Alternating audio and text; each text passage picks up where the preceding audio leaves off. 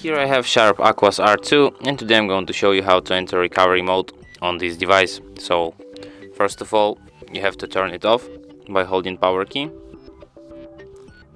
And after it turns off completely, what you have to do is to hold down combination power key and volume down at the same time for a few seconds, like this.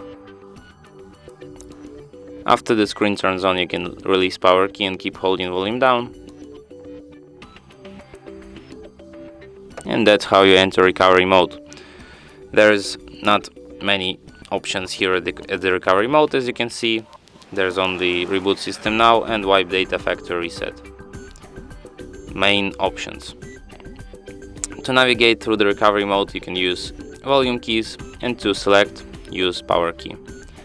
If you want to exit recovery mode, just select the first option, reboot system now, and your device will be restarted. And then confirm it here by selecting OK.